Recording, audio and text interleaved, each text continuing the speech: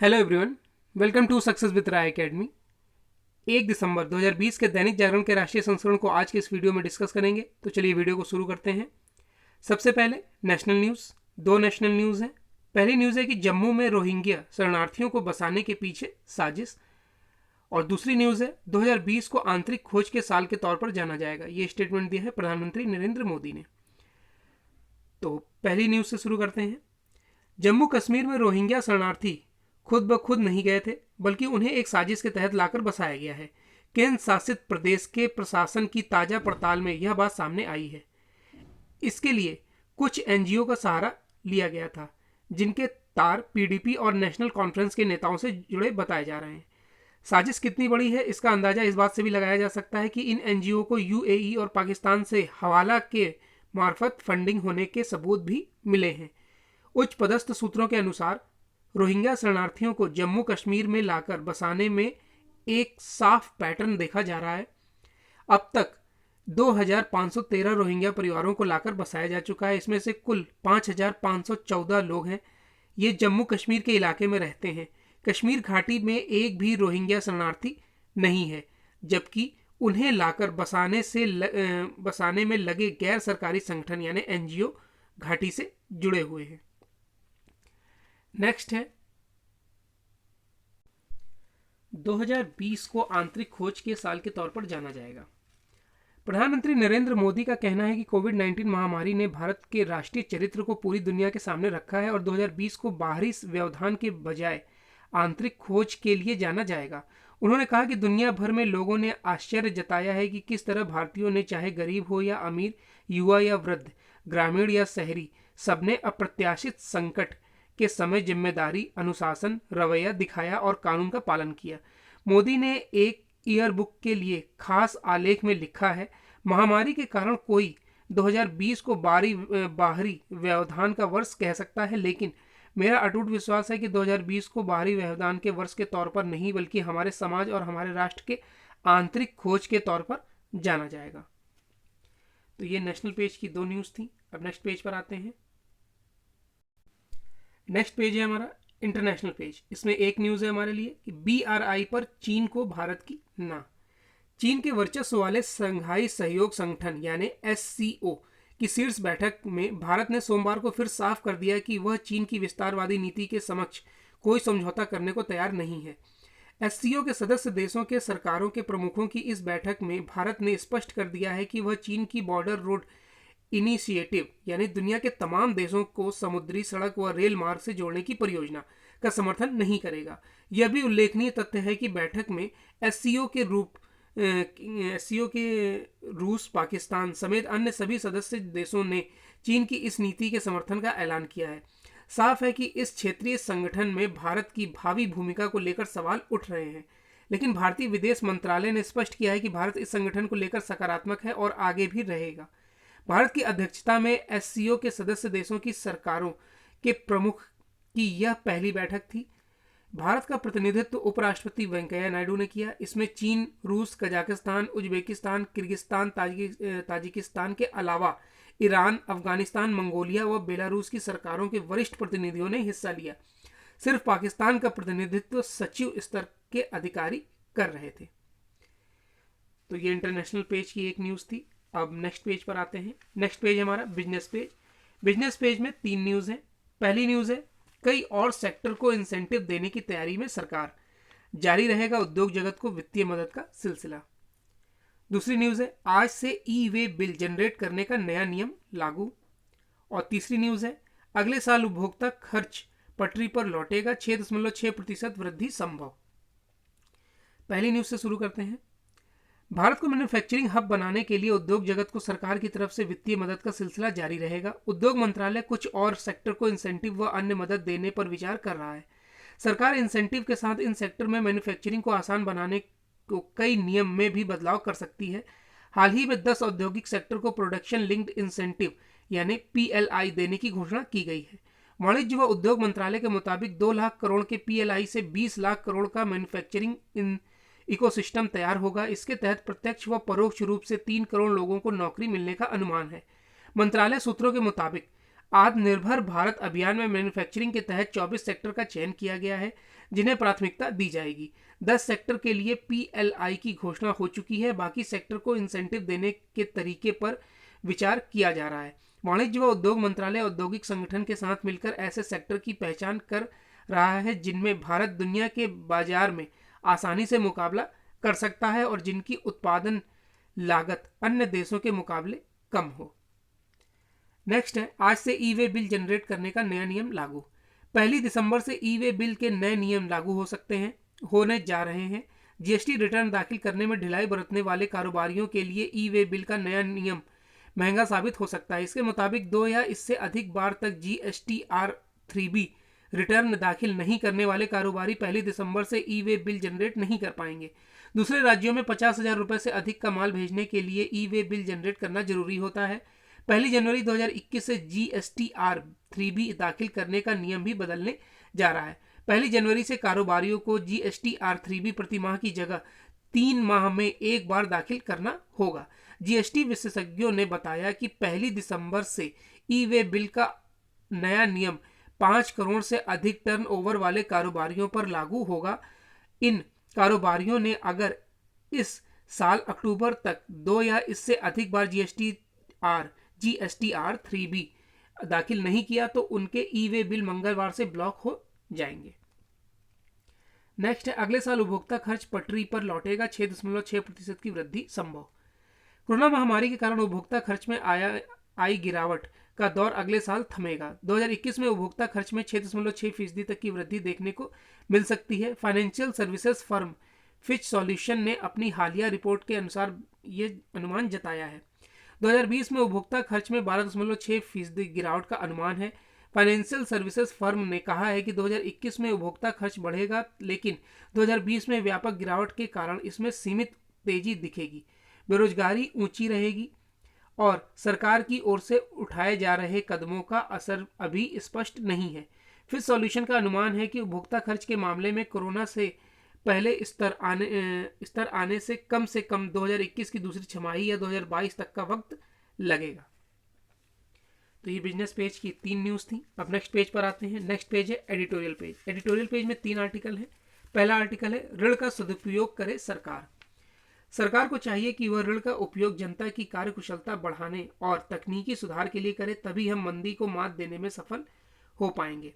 इसी पर लिखा गया आर्टिकल, और यह आर्टिकल लिखा है भारतीय आर्थिक मामलों के जानकार भरत झुंझुनवाला द्वारा। दूसरा आर्टिकल है, झूठ और फरेब पर जरूरी आघात। धार्मिक पहचान छिपाकर विवाह के मामले हाल में काफी बढ़े हैं। योगी सरकार के अध्यादेश से इस पर अंकुश लगेगा। इसी पर लिखा गया है आर्टिकल, और यह आर्टिकल लिखा है उच्चतर शिक्षा सेवा आयोग उत्तर प्रदेश के सदस्य प्रोफेसर हरबंश दीक्षित द्वारा। तीसरा आर्टिकल है, आधारहीन विरोध। जिस तरीके से प्रधानमंत्री मोदी ने कृषि कानून का जो विरोध हो रहा है उसे आधारहीन विरोध बताया है, उसी पर लिखा गया है आर्टिकल। तो पहले आर्टिकल से शुरू करते हैं। चालू वित्त वर्ष की पहली तिमाही में देश की आय पिछले वर्ष की पहली तिमाही की तुलना में कम रही है। किसी एक तिमाही में यदि आय अथवा जीडीपी पिछले वर्ष से कम होती है तो इसे मंदी कहा जाता है। यदि यह गिरावट एक के बाद एक 2 तिमाहियों तक लगातार जारी रहे तो इसे तकनीकी मंदी कहा जाता है। अंतर्राष्ट्रीय मानकों के अनुसार तब माना जाता है जबकि अर्थव्यवस्था वास्तव में मंदी की चपेट में आ गई है। वैसे कभी कभी मंदी कई वर्षों तक चलती है, जैसे अमेरिका में 1930 से 1938 के बीच वर्षों में 7 वर्षों के दौरान पिछले वर्ष की तुलना में आय घटती रही। ऐसी मंदी जब कई वर्षों तक जारी रहे तो उसे ग्रेट डिप्रेशन अथवा लंबी मंदी कहते हैं।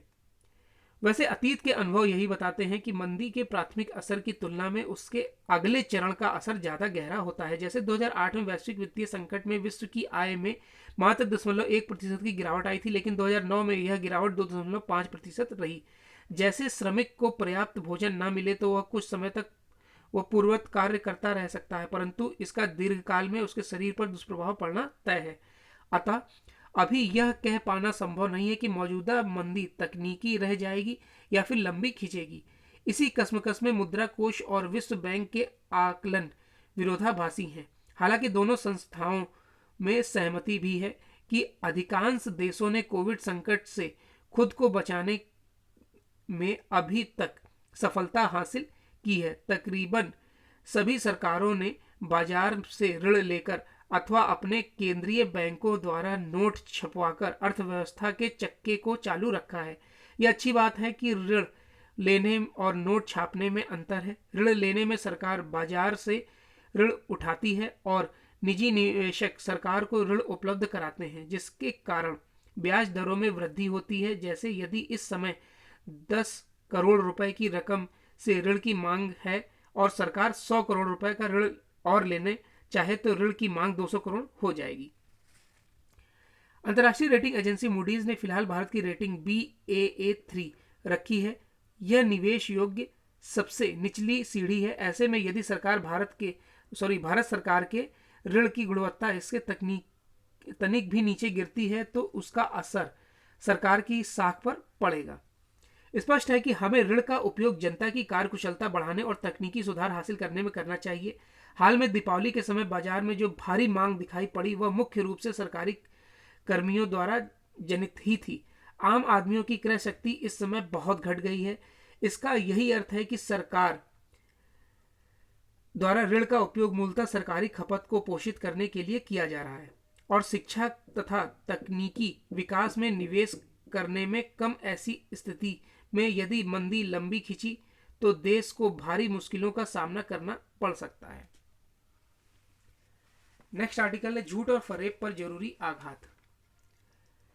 इतिहास एक बार फिर अपने आप को दोहरा रहा है। अंतर केवल इतना है कि जिन तर्कों के सहारे 1968 में मध्य प्रदेश और ओडिशा जैसे राज्यों के धर्म स्वतंत्र कानूनों का कुछ लोगों द्वारा विरोध किया गया था, आज उन्हीं तर्कों का इस्तेमाल कुछ लोगों द्वारा प्रदेश के विधि विरुद्ध धर्म परिवर्तन प्रतिषेध अध्यादेश 2020 के खिलाफ कर रहे हैं। दरअसल पिछली सदी के छठे दशक में मध्य प्रदेश, उड़ीसा, बिहार आदि राज्यों के आदिवासी इलाकों में धर्म परिवर्तन की घटनाओं में बेतहाशा वृद्धि हुई थी। कई जगहों पर विरोध के फलस्वरूप हिंसक झड़पें भी हुई। हालांकि अपनी पसंद की उपासना वृद्धि अपनाने और जरूरत पड़ने पर दूसरे धर्म को अपनाने का अधिकार हमारे संविधान के अनुच्छेद 25 में सबको उपलब्ध है। इसलिए यदि कोई व्यक्ति अपनी मर्जी से दूसरा धर्म अपना रहा है तो इसमें कोई आपत्ति नहीं होनी चाहिए। ठीक यही सिद्धांत प्रकारांतर से उत्तर प्रदेश के नए अध्यादेश पर भी लागू होता है। इसकी धारा 3 में झूठ, फरेब, जोर जबरदस्ती या कपटपूर्ण साधन या प्रलोभन देकर कराए जाने वाले धर्म परिवर्तन को गैर कानूनी घोषित किया गया है, क्योंकि कोई भी सभ्य समाज ऐसे कार्य को मान्यता नहीं देता। उपासना पद्धति हर व्यक्ति की आस्था से जुड़ी होती है और उसे इसकी रक्षा का अधिकार है। यदि कोई व्यक्ति अपनी मर्जी से किसी दूसरी उपासना वृद्धि को चुनता है तो उस पर किसी को आपत्ति नहीं हो सकती। इस कानून में भी ऐसा कुछ नहीं है जो आपकी मर्जी से धर्म परिवर्तन में बाधा खड़ी कर सकता है।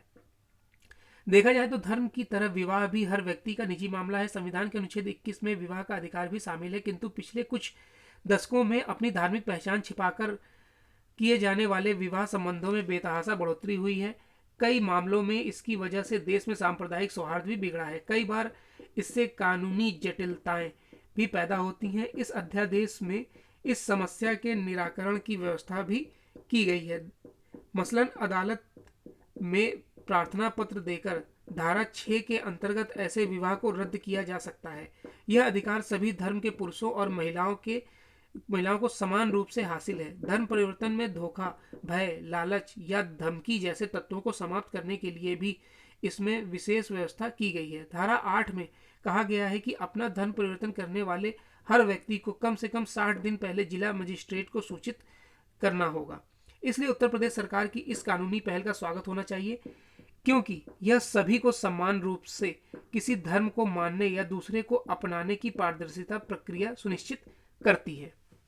नेक्स्ट आर्टिकल पर आते हैं। आधारहीन विरोध।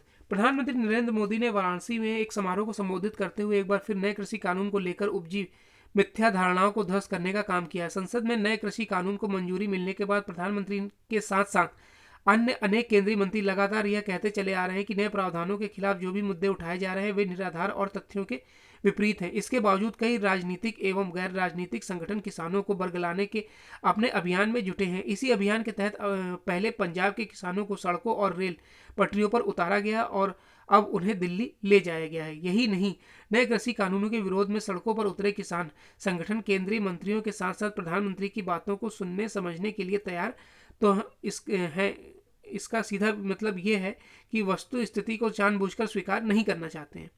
यह एक तरह से खुद को गुमराह करने की कोशिश है। यही कारण है कि एक तो केंद्र सरकार से बातचीत से इनकार किया जा रहा है, दूसरा उसके लिए तरह तरह की शर्तें लागू की जा रही हैं। यह मानने के अच्छे भले कारण हैं जो लोग दिल्ली धरने पर आमादा हैं या उन्हें उकसाने का काम कर रहे हैं, वे खास विचारधारा से प्रेरित हैं और उनके लिए किसानों का हित नहीं बल्कि केंद्र सरकार का अंतर्विरोध प्राथमिकता में है। तो ये एडिटोरियल पेज के 3 आर्टिकल थे। अब नेक्स्ट पेज पर आते हैं। नेक्स्ट पेज है स्पोर्ट्स पेज। स्पोर्ट्स पेज में एक न्यूज़ है कि विश्व टेस्ट चैंपियनशिप में बदलाव की जरूरत, और ये स्टेटमेंट दिया है बार्कले ने। अंतर्राष्ट्रीय क्रिकेट परिषद के नवनियुक्त चेयरमैन ग्रेग बार्कले ने सोमवार को स्वीकार किया कि विश्व टेस्ट चैंपियनशिप को वो लक्ष्य हासिल नहीं कर पाई जिसके लिए इसे बनाया गया था और कोविड-19 के कारण हुए व्यवधान ने इसकी कमियों को उजागर ही किया है। महामारी के कारण विश्व टेस्ट चैंपियनशिप का कार्यक्रम अस्त व्यस्त हो गया है और आईसीसी ने प्रतिशत के हिसाब से अंक देने का फैसला किया है क्योंकि 2021 में लॉर्ड्स में फाइनल से पहले सभी निर्धारित सीरीज इतने कम समय में पूरी नहीं की जा सकती। टेस्ट चैंपियनशिप ने क्या उद्देश्य के हिसाब से प्रारूप में बदलाव किया है, तो बार्कले ने वर्चुअल मीडिया कॉन्फ्रेंस के दौरान कहा, संक्षिप्त में कहूं तो मुझे ऐसा नहीं लगता, कोविड-19 ने शायद चैंपियनशिप की कमियों को उजागर ही किया है। तो ये आज का यानी 1 दिसंबर 2020 का दैनिक जागरण का राष्ट्रीय संस्करण था। आई होप आपको वीडियो अच्छा लगा होगा। अगर आपको वीडियो अच्छा लगा हो तो लाइक और शेयर कर दीजिएगा। वीडियो देखने के लिए धन्यवाद।